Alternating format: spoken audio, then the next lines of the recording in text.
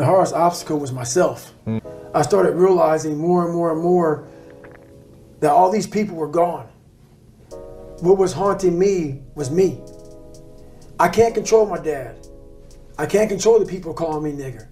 I can't control all these things, but they were things that kept me down. It started becoming my reality. The most important conversation you'll ever have with your life, in your life, is when you have yourself. And my conversation was absolutely horrifying. What were you saying to yourself? I'm dumb. I'm nobody. My dad was great in mental warfare. A drunk, insecure man will make everybody around him feel like hell, because he didn't want anybody to get above him. He wanted to keep you down low. So when you're growing up with all of this stuff, all this hate, so that voice in my head was, I'm a loser. So those insecurities, and this is how I explain it the best way. SEAL training became pretty hard and a lot of guys weren't getting through it. So they designed a SEAL prep program. Before I retired from the military, they sent me there to train these kids. Wow. To get ready for 18, 19, 20-year-olds, yeah. Young kids. So when they get to Navy SEAL training, man, they were physical studs. They were running, swimming. I mean, they were hybrids. Wow. But they get to BUD/S, and the same amount of people would quit. Why is that? This is why. We were training bigger, stronger, faster quitters. It's in those moments you must retrain your mind to think differently in hell. I wasn't training them to do that. Why weren't you training them? I wasn't training myself to that, because at that time, I was doing what I was told.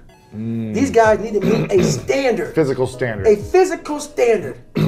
The physical standard is not what they need to meet. It's a mental standard you must meet in life. I never thought in my wildest dreams I could be a Navy SEAL. It's until you opened your mind, open-mindedness creates that. We all shut down our mind. Like for instance, when I broke the pull-up record, everybody around me who heard the pull-up record was 4,020 pull-ups.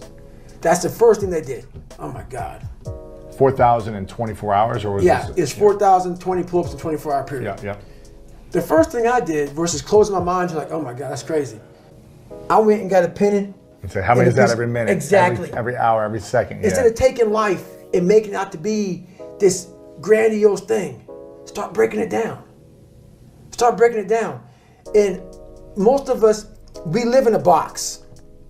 And we don't want to go outside that box at all, ever. Outside that box is all these possibilities of life. What we do is we shackle our mind. We are a prisoner in our own mind that this is all I can do. This is all I'm good at. And we take away the possibilities of you could be this, you could be that, you could be all these things. And I never thought at 300 pounds I could be Navy SEAL. Wow. So if my mind was shackled, me and you would never meet. There'd be no book. Right. There'd be no book. Right. There'd be nothing. So what people understand is that they live for themselves, not knowing that you have the power within yourself to change millions of lives by facing life, by facing yourself. That's how I live my life. I now know that there is no cap on the human mind. There's no cap. We cap it ourselves.